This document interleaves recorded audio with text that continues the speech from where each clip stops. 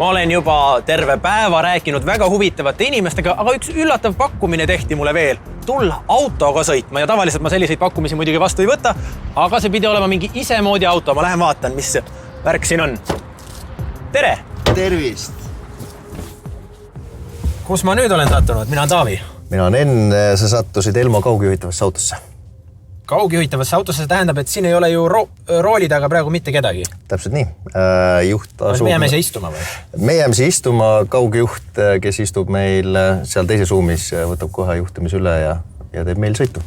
Ma panen igasuks turvavöö küll peale, see... Muidu hakkab piipsima. Ja hakkab piipsima ja kuule, see ei tea, kui ohutuse ikkagi kõik on.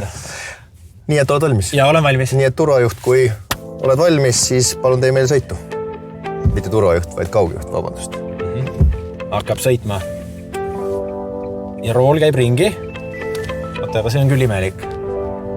Kas sa nagu ei karda praegu, et ta teeb midagi valesti? Ei, me oleme Elmoga ikkagi käinud maailma erinevates kohtades ja täna, kuna oleme juba tänaval nii-öelda opereerimas ka, siis kogemus palju ja tehnoloogia toimib ja turvalisus tagatud. Kui kaugele selle autoga võib siis sõita? Et kaugjuht istub seal toas praegu kuskil, aga kui kaugele ta siis võib seda juhtida? Me oleme ise juhtinud autot, mis on olnud ka nii-öelda Pariisis ja me ise juhtisime seda Eestimaalt.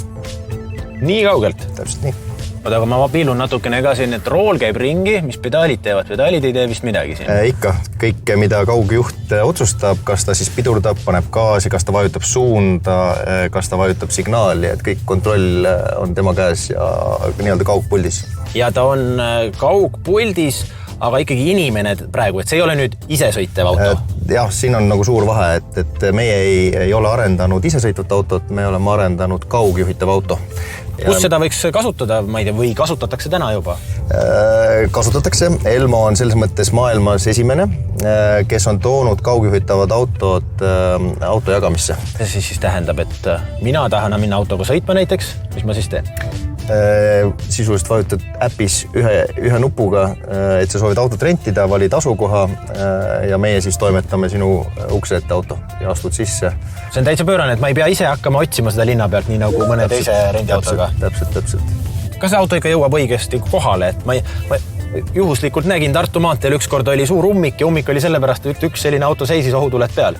See oli vist üks kord tõesti, kus usu või ära usu, aga meil jäi autovõti jäi kontorisse ja läks immobilizer peale ja auto jäi seisma. Et kui sina olid sellel hetkel seal, siis... Mina olin seal ummikus, jah. Tõesti täbar. Ja kirusin seda autot tol hetkel. Aga ära kiru tehnoloogiat, kiru seda, et inimlik eksimus jätsime võtme koju, nii et tehnoloogialt süüdi.